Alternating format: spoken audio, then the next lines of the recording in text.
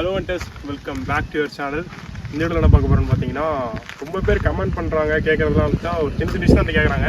அது தனித்தனியாக வீடியோ போகணும்னா வந்து எவ்வளோ போடணும், சரி அதான் மொத்தமாக ஒரு வீடியோ முடிச்சிடலாம் அப்படின்ட்டு தான் இந்த வீடியோ எடுத்துகிட்டு இருக்கோம். என்னென்னு பார்த்தீங்கன்னா, நம்ம வண்டியோட மாடிஃபை பண்ணியிருக்கோம், எப்படி வாட்ஸ்அப் ரிவ்யூ இருக்குது இதுதான் இந்த வீடியோவில் பார்க்க போகிறோம்.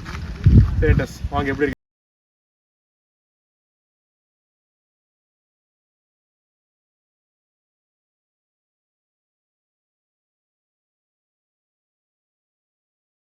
இருக்கிறதுக்கு போயிடலாம். ஃப்ரண்ட்ல என்ன பண்ணிருக்கணும்னு பார்த்தீங்கன்னா, நம்ம வந்து லுக்கை தூக்கி கொடுக்குறதே இந்த சில விஷயம் தான். ஃப்ரண்ட்டில் பார்த்தீங்கன்னா ரொம்ப கிராண்டாக தெரியும். நம்ம வண்டின்னு பார்த்தீங்கன்னா அந்த ஹேண்ட் கார்டும் அந்த விண்ட்ஷீல்டு தான் மெயின் டிஸ்க். அதுக்கு இந்த விண்ட்ஷீல்டு வந்து பார்த்தீங்கன்னா நான் வந்து ஷோரூம்லேயே தான் போட்டேன். இது அரௌண்ட் எனக்கு ஒரு 2000 3,000 சம்திங் வந்துச்சு. 2500 சம்திங் வந்துச்சு. ரேட்டு ஃபஸ்ட் தெரில, ஆனால் அதுக்குள்ளே தான் வந்துச்சு. தென் வந்து ஹேண்ட் கார்டுன்னு பார்த்தீங்கன்னா எனக்கு ஒரு 1000 வந்துச்சு. இது வெளியே லோக்கலில் தான் எங்கள் கள்ளக்குறிச்சிலே ஒரு ஷாப் இருக்குது, அங்கே தான் போட்டுட்டேன். இது வந்து இது போட்டதுக்கப்புறம் தான் நம்ம வண்டியோட லுக்கு கொஞ்சம் ஹெவியானது.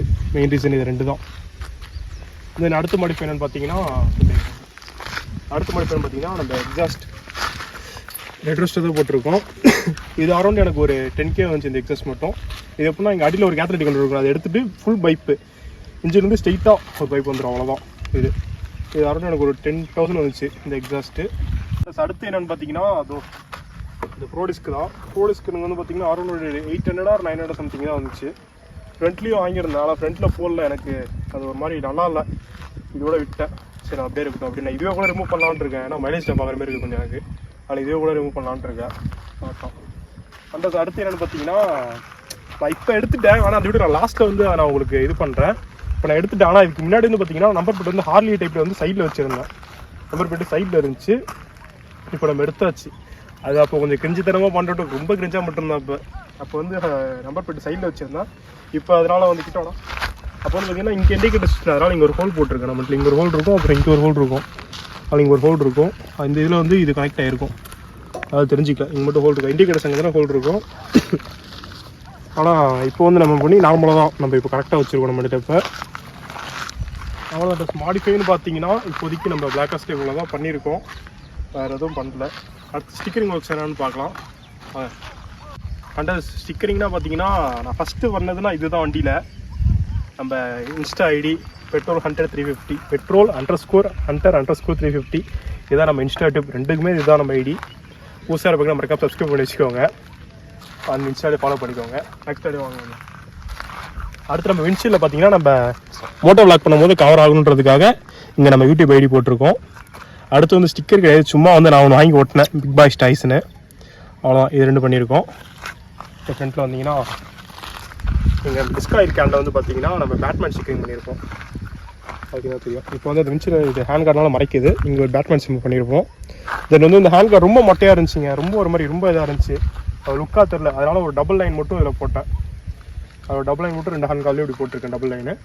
தென் இந்த அப்படியோட தென் பார்த்தீங்கன்னா டயரில் வந்து இந்த என்எஸ்லாம் பார்த்தீங்கன்னா அந்த ஸ்டிக்கர் இருக்கும். இங்கே வந்து நார்மல் மீட்டியாருக்கு வராது, இது என்எஸ்ல தான் வரும். என்எஸ் டிசைன் தான் இது, என்எஸ் டிசைனில் தான் இது போட்டிருக்கேன். என்எஸ்ல அந்த டிசைன் வரும், அது அப்படியே நம்ம மீட்டியாருக்கு போட்டாச்சு. அவ்வளோதான். அந்த ஸ்டிக்கரிங் ஒர்க்குன்னு பார்த்தீங்கன்னா ஸ்டிக்கரிங் இப்போ இதுதான் பண்ணியிருக்கோம். அண்ட் ஒரு மெயினான ஒரு விஷயத்தை நான் விட்டுட்டேன் ஸ்டிக்கரிங்கில். இது இந்த பாண்டா வந்து என் கேர்ள் ஃப்ரெண்டோட பர்த்டேக்கு நான் போட்டேன்.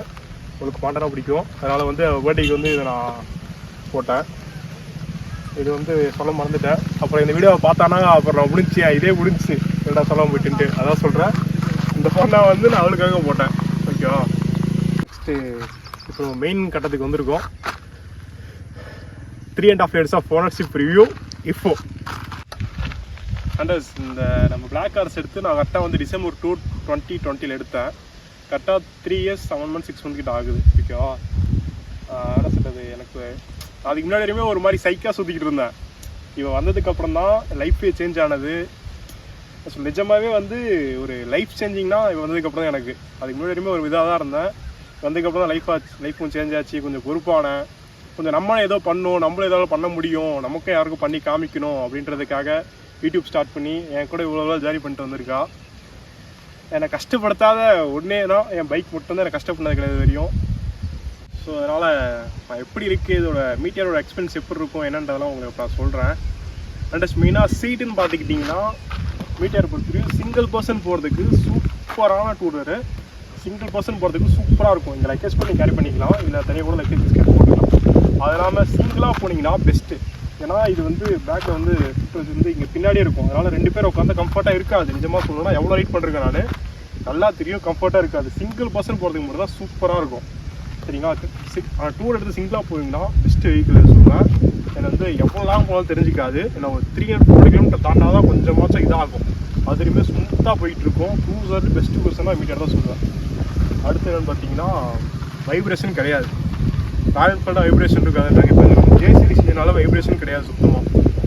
வைப்ரேஷன் இல்லாதனால நல்லாயிருக்கும், ஓட்டத்துக்கு ஃப்ரீயாக இருக்கும், ஸ்மூத்தாக இருக்கும். ஹைவேலாம் போயிட்டு ஸ்மூத்தாக இருக்கும்.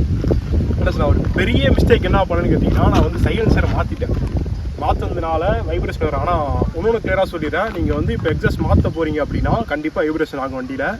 அதனால் என்ன பண்ணுறீங்கன்னா மாற்றாதீங்க. மாற்றுற மாரினா வந்து வைப்ரேஷன் கண்டிப்பாக ஆகும். மைலேஜ் ட்ராப் ஆகும். மைலேஜ் பயங்கர ட்ராப் ஆகும். இப்போ எனக்கு மைலேஜ் பார்த்தீங்கன்னா 22, 23 அவ்வளோதான் தருது. என் மைலேஜ் இப்போ அவ்வளோதான். ஏன்னா வந்து நான் ஃபுல்லாக வண்டி அடித்தாச்சு. வண்டி செம்மடி வாங்கியிருக்கு, ஆனால் செம்ம ஓடி இருக்குது. அதனால் வந்து மைலேஜ் சுத்தமாக இல்லை. 22, 23 தான் அதிகபட்ச மைலேஜ் வந்து. தென் வந்து பார்த்தீங்கன்னா இப்போ ஒரு க்ரூசர் எடுக்கணும் முடிவு பண்ணுறீங்க அப்படின்னா இதில் எவ்வளோ இது கூட காம்படிட்டரே எவ்வளோ இருக்குது. ஆனால் வந்து நான் என்ன கேட்டால் ராயல் என்ஃபீல்டு தான் சூஸ் பண்ணுவேன். ஏன்னா வந்து சர்வீஸ் அஃபோர்டபுளாக இருக்கும். இப்படி எல்லா வகையிலுமே அஃபோர்டபுளாக இருக்கும் மீடியாவை ராயல் என்ஃபீல்டை பொறுத்த வரையும். எக்ஸாஸ்ட் சேஞ்ச் பண்ணிங்கன்னா மைலேஜ் பற்றி நீங்கள் கவலைப்படக்கூடாது. ஏன்னா நிறைய பேர் என்கிட்ட வந்து என்ன ப்ரோ இவ்வளோ தான் தருதா, ஏன் ப்ரோ இவ்வளோதானா ஏன் ப்ரோ சேஞ்ச் பண்ணிங்க.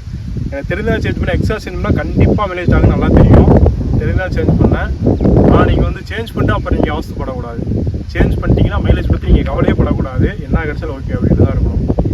இது எப்படி சொல்லணும்னா க்ரூசருக்கு வந்து நீங்கள் எக்ஸாஸ்ட் சேஞ்ச் பண்ண தேவையில்லை. நீங்கள் எக்ஸாஸ்ட் வச்சு நீங்கள் நார்மலாக வர எக்ஸாஸ்ட்டே பீட் நல்லா தான் இருக்கும், அதே ஒரு ஸ்மூத்தாக இருக்கும். நீங்கள் அதை வச்சு கூட ஓட்டலாம்.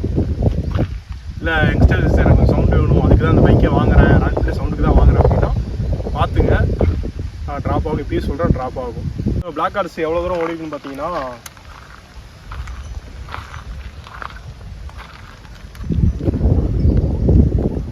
38,627 கிலோமீட்டர் ஓடி இருக்கு. 38,627 கிலோமீட்டர்ஸ் இதுவரை ரன் ஆகிருக்கணும் மீட்டியார். அண்ட் அதே மாதிரி பார்த்தீங்கன்னா இப்போ வர மீட்டியர்ஸில் வந்து இது வராது. நான் வந்து 2020 வாங்கும்போது எனக்கு இது வந்து நார்மலாகவே ஸ்டாக்காகவே வந்துருச்சு. ஆனால் இப்போ வாங்கினா அது வராது. ஆனால் அதை நான் யூஸே பண்ணதில்லை. இது ஓப்பனாக சொல்லணும், அது எதுக்கு இருக்குன்னு எனக்கு தெரியல.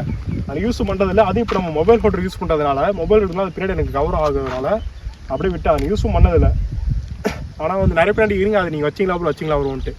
அதை 2020 எடுக்கும்போது எனக்கு நார்மலாகவே ஸ்டாக் கூட வந்துருச்சு அது.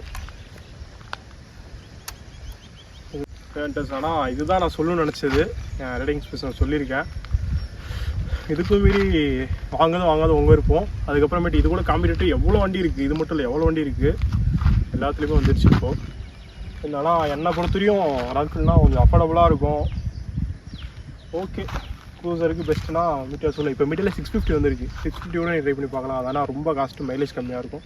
அரௌண்ட் அதுவே 5 lakhs கிட்ட வருதுன்னு நினைக்கிறேன் 650.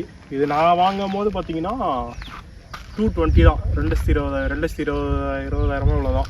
ஆமாம், 220 தான். ஆனால் இப்போ வந்து ரேட்டு பயங்கரமாக ஏறிடுச்சு. இதுவே 3.5 yearsக்கு முன்னாடி வாங்கினேன். இப்போ வந்து ரேட்டு பயங்கரமாக ஏறிடுச்சு.